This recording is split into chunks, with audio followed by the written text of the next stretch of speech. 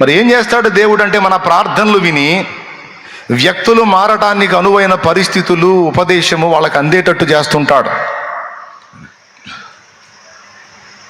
నువ్వు అనుకుంటావు, నా భర్తకి నేను ఎన్ని చెప్పినా మారట్లేదు, అసలు నా మాటే వినట్లేదని.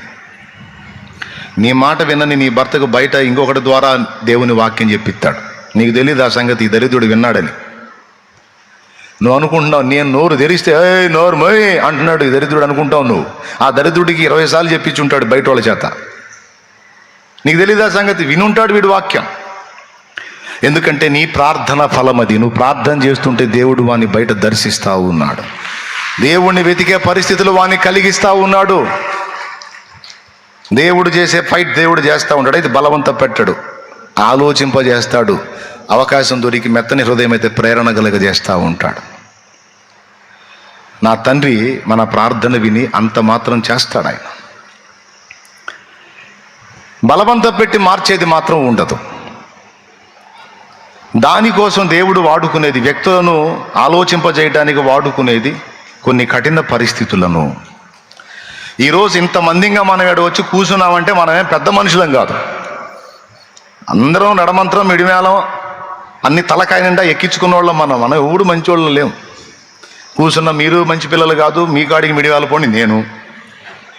దేవునికి స్తోత్రం. మరి ఈరోజు వచ్చి అందరం కూర్చొని 2 చేతులు ఎత్తి హల్లెలూయా చెప్పండి, 2 చేతులు హల్లెలూయా చెప్పండి అనగానే చెప్పారంటే మామూలు సంగత? అందరినీ తలొక విధంగా దర్శించాడు మహారాజు, దర్శించాడు. ఎవరిని బలవంత పెట్టలా, జుట్టు పట్టి ఈడ్చుకురాలా. ఎవరు చేశారో మన కోసం ప్రార్థన, ఏ పరిశుద్ధులు కన్నీరు గార్చారో, ఏ పరిశుద్ధులు మొరపెట్టారు, మొత్తానికి వాళ్ళ ప్రార్థనా ఫలం మనల్ని దర్శించాడు. కొన్ని కఠిన పరిస్థితులు మన జీవితంలోకి అనుమతించాడు. వాటి చేదైన అనుభవాల ద్వారా మనం దేవుని వైపు తిరిగాం. కఠినమైన పరిస్థితుల్లోనే మనలో మెజారిటీ దేవుని వైపు తిరిగాం. ప్రతికూలతలు, శ్రమల కొలిమి వలననే మనలో మెజారిటీ దేవుని వైపు తిరిగాం. ఎంతమంది ఒప్పుకుంటారు? ఇక ఆయన చూసుకుంటాడు, నువ్వు ఏ టైపులో కొడితే లైన్లోకి వస్తావు, ఎలా నువ్వు టర్న్ అవుతావు అనేది. ఇక బ్యాలెన్స్ చూసి ఇక ఆయన సిచ్యువేషన్స్ కల్పించడం తప్ప బలవంత పెట్టడు. కొంతమంది బాధల దెబ్బకి ఏమంటారు తెలుసా? ఏం బాధలు రా బాబు, దేవుడు కనపడ్డాడు రా అంటారు. అవునా? అంటే బాధల స్థాయి తీవ్రమైతే దేవుడు కనపడతాడు అనమాట. మనిషి కంటే ఇక దేవుడిని ఎత్తుక్కుంటాడు. దేవుడు కనపడ్డాడు రా నాకు అంటారు. అంటే ఏందో ఒక రేంజ్కి వెళ్ళిపోయింది నాకు చట్లని.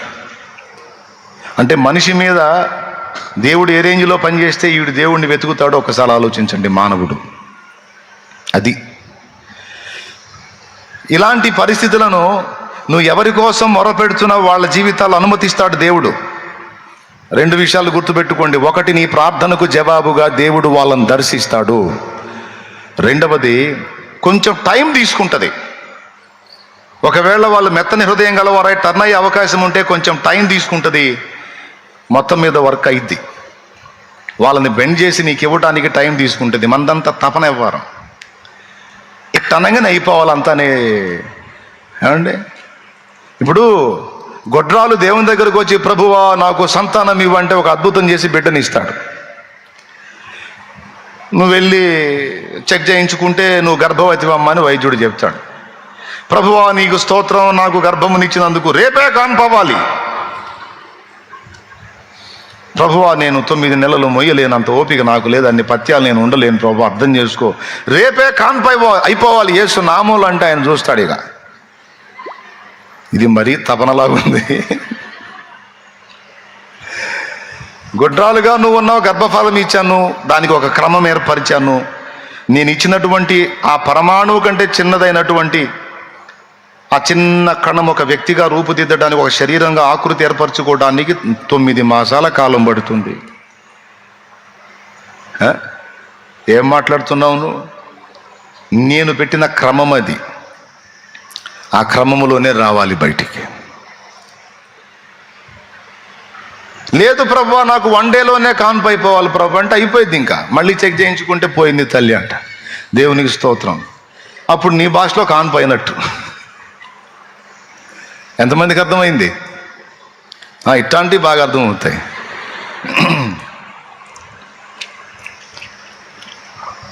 నీవు ఎప్పుడైతే ప్రార్థించడం మొదలు పెడతావో, మొర్ర పెట్టడం మొదలు పెడతావో, హృదయములెరిగిన దేవుడు సంబంధిత వ్యక్తులను దర్శించడం మొదలు పెడతాడు. మంచోళ్ళైనా చెడ్డోళ్ళైనా వాళ్ళని దర్శించడం, వాళ్ళతో మాట్లాడటం, కొన్ని ప్రతికూల పరిస్థితులు వాళ్ళకు వచ్చేటట్టు అనుమతించటం, వాళ్ళని నల్లగొట్టే పరిస్థితులు వాళ్ళకి రప్పించటం రాణిస్తాడు. వాటి ఫలితంగా కొంతమంది మెత్తన చేయబడి విరిగి నలిగిన హృదయం గలవారై దేవుని వైపు బెండ్ అవుతారు. కొంతమంది ఏమో ఇంకా కఠినపరచబడి నిత్య నరకానికి సిద్ధమవుతారు. అర్థమైందా? అదేందయ్యా మార్చమంటే నరకానికి సిద్ధం అవటం ఏంటంటే, వాడు హృదయాన్ని కఠినపరుచుకున్నాడు, ఆమె హృదయాన్ని కఠినపరుచుకుంది. వారి వ్యక్తిగతం అధిక తమంతటా తామే హృదయాలను కఠినపరుచుకున్నప్పుడు, తమంతటా తామే ఆత్మలను అమ్ముకున్నప్పుడు, తమంతటా తామే దేవుని విసర్జించినప్పుడు, తమంతటా తామే దేవుని స్వరమునకు చెవినియకుండా రెండు చెవులు గట్టిగా మూసుకున్నప్పుడు తమ నాశనానికి తామే కర్తలు. దేవుడు కర్తగాడు, నువ్వు కర్తగావు. అది నీ బిడ్డైనా, భర్త అయినా, కొడుకైనా, కూతురైనా, తల్లైనా, తండ్రైనా, అయ్యైనా, అమ్మైనా, ఎవరైనా